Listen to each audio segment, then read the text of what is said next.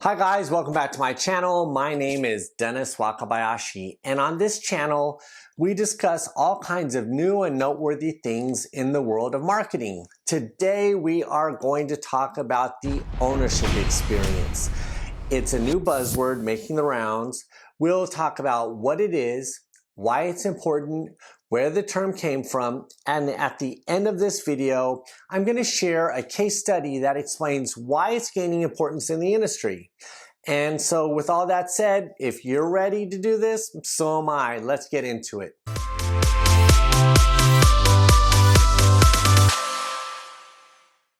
So now that we're all hearing about the ownership experience, let's start off by putting it into a greater context. First, we have customer experience, which is this new way of connecting brands and customers in mutually beneficial ways. In 2020, we've talked a lot about the employee experience, which is the fundamental practice of aligning teams within an organization to deliver CX. And so now, what is the ownership experience? The ownership experience basically connects products and people. Here's how it works. The ownership experience starts at the unboxing of a product.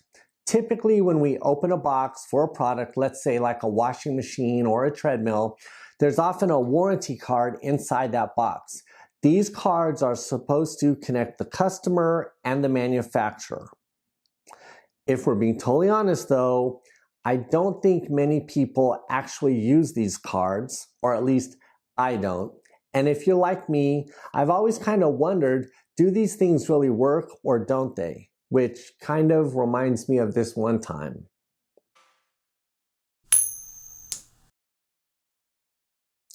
A few weeks ago, I had a small leak coming from my washing machine, and I thought I could fix it all by myself. So I decided to take the washing machine apart. But of course, after I took it apart, that's when things started to go bad. I went to YouTube, I looked for videos on how to fix my machine. I could not find a video specific to my model.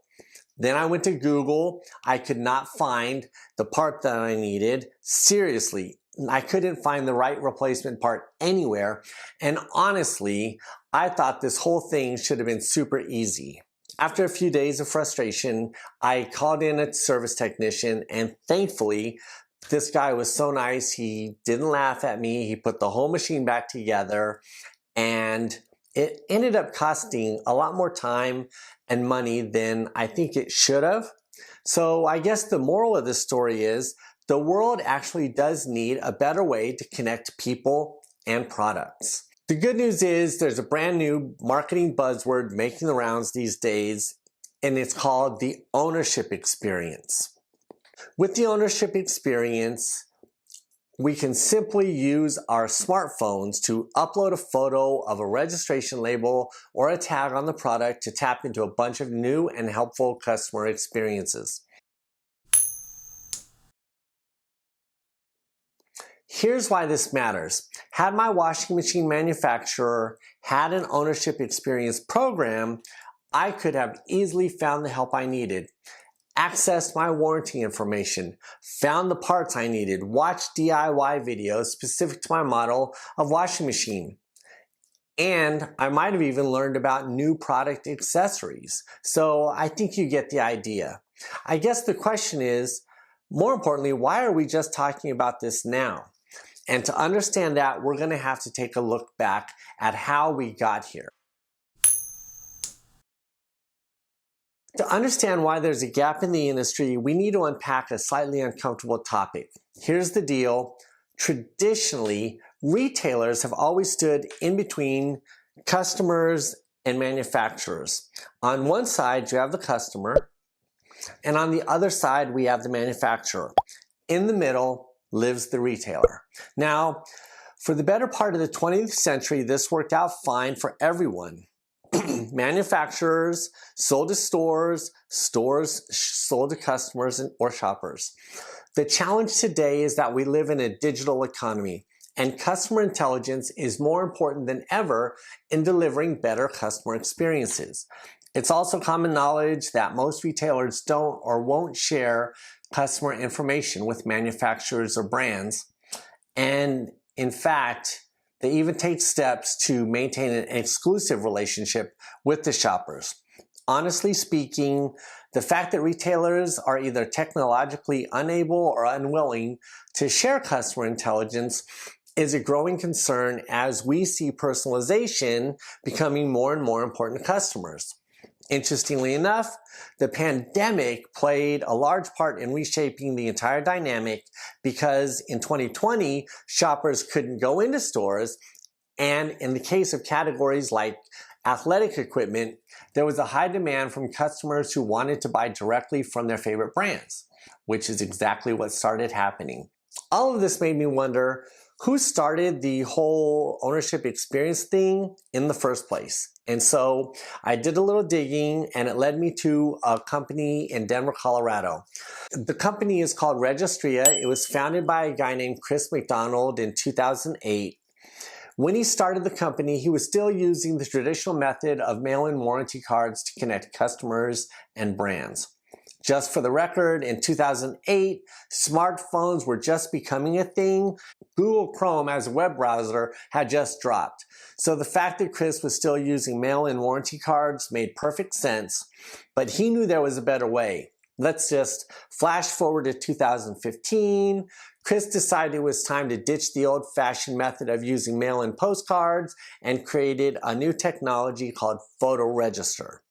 When Chris created Photo Register, he made it easy for customers to use their phones to upload a picture of the package or product and instantly open up a connection between owners, products, and brands. Photo Register basically, in my opinion, revolutionized the digital onboarding process overnight. Suddenly, customers had access to all kinds of new experiences like immediate access to warranty information, service histories, DIY videos, and the exact parts they needed. In my opinion, this is exactly where the whole ownership experience idea became a thing. So now that we have our heads wrapped around ownership experience, does it work? A couple of days ago, I reached out to Registria. Luckily for us, when I caught up with them, they were just finishing up a case study with a longtime partner, Icon Health and Fitness. Here's what I found out. Icon and Registria have been working together for many years to improve the relationships between Icon and their customers. They had some pretty straightforward goals. They wanted to get to know their customers better. They wanted to offer additional products and services, reduce call center volume, and overall just create better digital experiences. Additionally, they were kind of curious about the shifting trend of customers wanting to be closer to them than with retailers. So they started using OX to engage directly with customers rather than relying entirely on retail channels, and this is what happened. Together, Registry and Icon were able to engage more customers, improve post-purchase sales by $20, and tap into 80% growth rates with digital onboarding. Now, that's pretty cool, but they also reached ROI in a little over 9 months. And at the same time, they started opening up this conversation more and more by selling directly to customers, which I think is more valuable than ever since the pandemic, and even now when retail stores are closed. So all of that sounds like a pretty good case for OX. From an industry perspective, I learned that brands who adopt OX can increase registrations by 3 times.